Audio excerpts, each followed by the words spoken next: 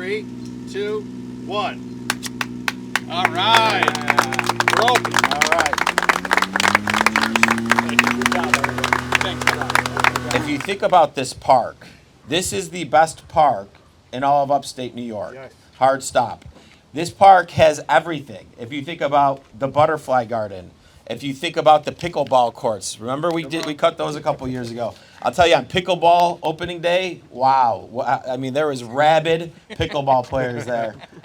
And when you keep coming from the skate park to the playground to the Loop the Lake Trail, this parks team, since I've been in this role, we have done 4 extensions on the Loop the Lake Trail, Yep. and we're now working on the final extension to actually loop the lake, which is a really big deal for people that live here, but it helps drive people coming into the community. And for those of you who don't do this every day, we have a $1.6 billion budget, right? And we have a lot of things that we're mandated to do, and we don't control those programs or those costs. But our property tax levy, out of $1.6 billion, right, our property taxes make up $146 million. So where's everything else come from? The reality, it comes from sales tax.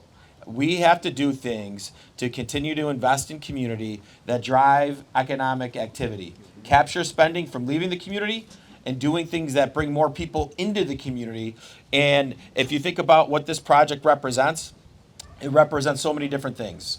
A commitment to this lake. The comeback of Onondaga Lake helped drive all the economic success we're seeing today.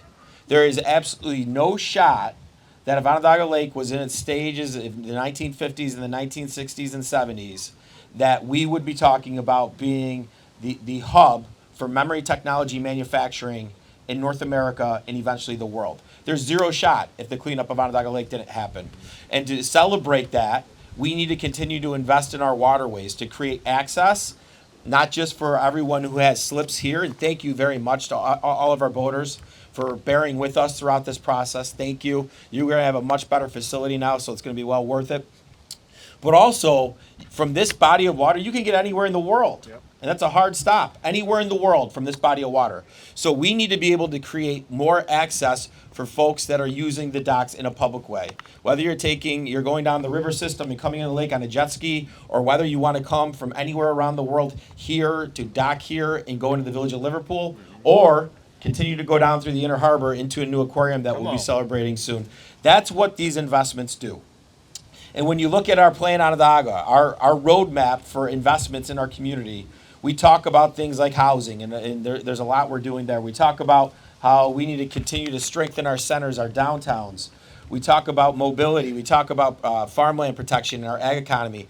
But one of the things that matters the most for a growing community are investments in your greenways and your blueways, because that's quality of life. That's what helps separate us from other communities. So I'm so proud of our team here for executing this. So everyone understands this is over a $10 million investment. First, we had to stabilize the shoreline here, and then we had to replace many of the slips and the docks, and now we have 39 new slips and docks. So we're really, really proud of that. We're proud of the fact that we take our responsibility as environmental stewards very seriously. And without making this investment, we would have been really falling short on that and being able to revitalize our shoreline here. So I'm proud of the work we did there. So today's just another great day. I want to, again, thank everybody. I want to thank our county legislators who've been supportive of this.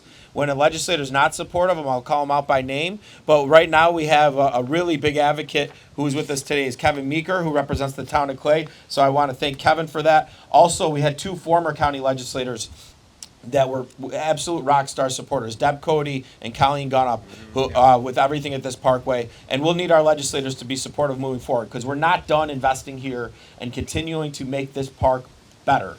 So congratulations. Thank you, everybody who helped build it. Thank you, all of our boaters and our stakeholders who bared with the process.